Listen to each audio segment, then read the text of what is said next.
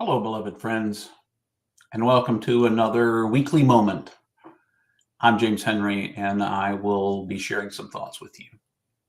The first thought I always like to share is you are infinitely precious and unconditionally loved for the gift you already are. Be mindful of that. Keep that in mind. You're already precious. You're already loved. You're already a gift. It's not something you're striving for. It's not something that passed you by somewhere in the past. In this moment, you're precious. You are loved.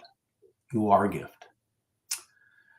Today, I wanted to talk a little bit about the way we see the world. I talk about that a lot, I know. But I wanted to ask the question, both to you and to me, how are you updating the way you see the world? One of the wonderful things about technology today is it allows us to choose to only be exposed to things we want to hear. Oftentimes, only things that completely agree with the way we see the world. Some people call that siloing, like being in a silo. You don't see the big picture, you're just up and down in that same silo. And you get reinforced in the way that you see the world. I wonder what you're doing to stretch yourself out of that. What are you reading? What are you practicing? I encourage you, and I encourage myself to read outside of what might normally be your reading range. For instance, this is from my past, but it is something that has really opened my eyes in some ways. For a long time, my spiritual practice included reading the Bible. I think that's a good book. I enjoy it. I even read what I would consider to be an expanded version of the Bible that's not that oftentimes we Protestants don't read, that include the Apocrypha, the intertestamental books between the Hebrew Bible and the writing of the Christian Bible, the intertestamental books that didn't make it into the canon, particularly in the Protestant church. I read all of that. But somewhere back about 10 years ago, I decided I wanted to read more broadly from other traditions as well. And so I picked up a copy of the Tao Te Ching, the Taoist. It's not really a scripture, but the writings of Lao Tzu. And I found in it some deep truth that actually expanded the way that I was able to receive my own Christian tradition. The same is true of reading the Dhammapada from the Hindu-Buddhist tradition.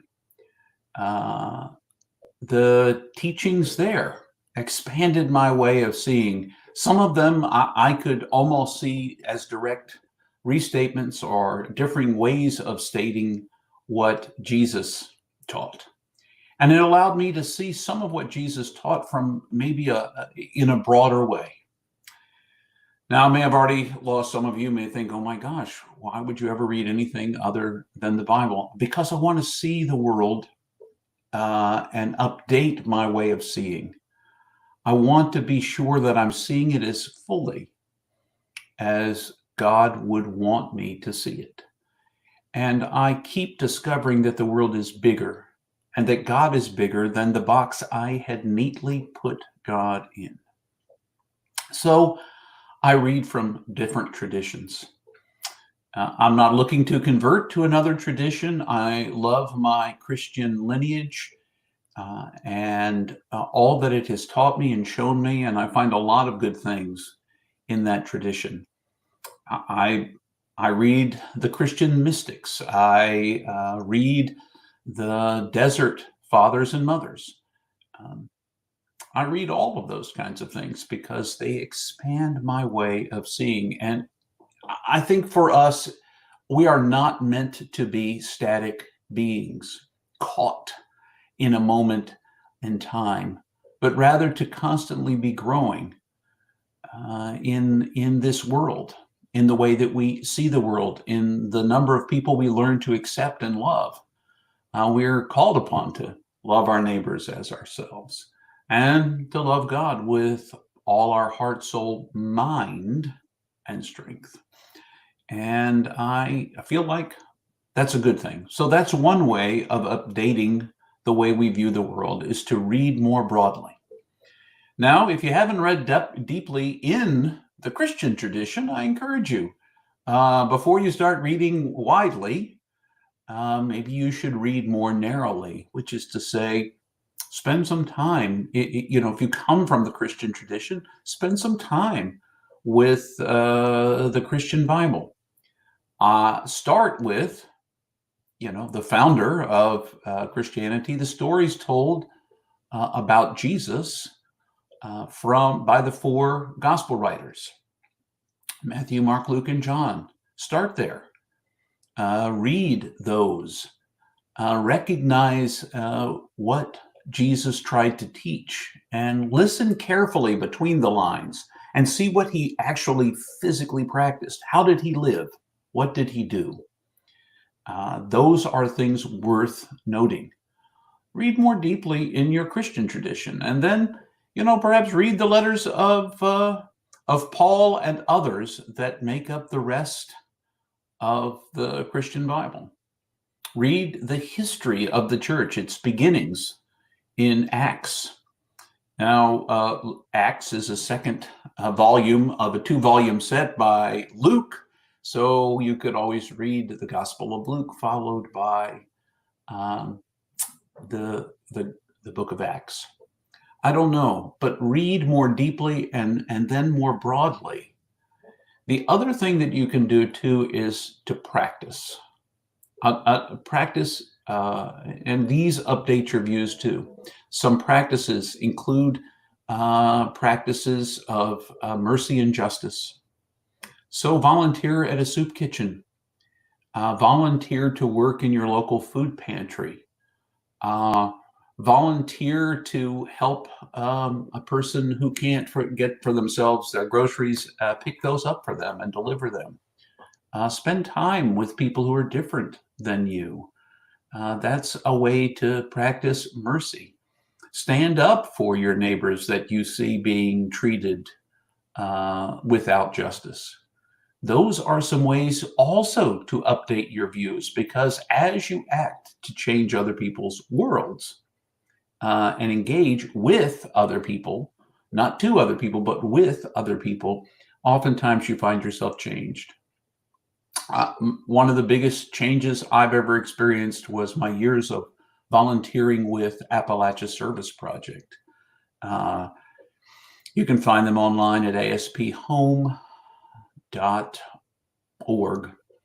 and you can find out about volunteering. There are year-round opportunities for adults and oftentimes more youthy volunteer possibilities during the summertime. But you can But when you volunteer in those places, you meet families, you meet others from different perspectives, other volunteers from across the United States.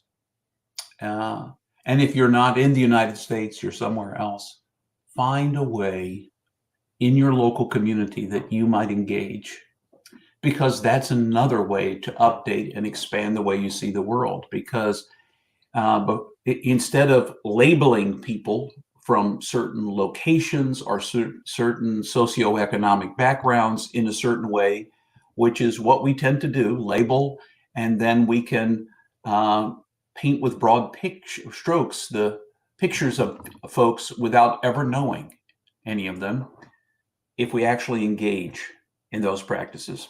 Another way to update our way of seeing the world might be to begin practicing centering prayer or some form of meditation. So it's important that we not get stuck in the rut of believing or of focusing or of being the same person perhaps that we were in third grade. That was a good age when you were a third grader. Now that we're adults, it doesn't hurt to update, expand, to read broadly, to understand the world around us in bigger ways. Because in so doing, we can see God in new ways, in new places, places we never imagined God hung out. Uh, Oftentimes beyond the stained glass windows of our churches, out and all over the world. So that's a thought for today.